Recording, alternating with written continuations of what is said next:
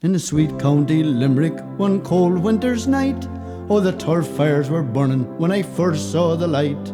And a drunken old midwife went tipsy with joy as she danced round the fire with the slip of a boy, singing Banyan Moses and Gowna and the juice of the barley for me.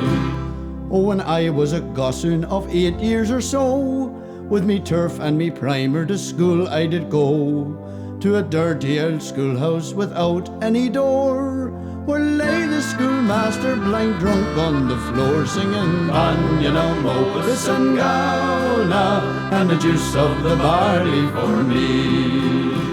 At learning I wasn't a genius, I'm thinking, but I soon bid the masters entirely at drinking. Not a wake nor a wedding for 5 miles around, but myself in the corner was sure to be found, singing Banyan Moses and Gowna and the juice of the barley for me. Well, one morning the priest read me out from the altar, said you'll end up your days with your neck in a halter, and you'll dance a fine jig between heaven and hell.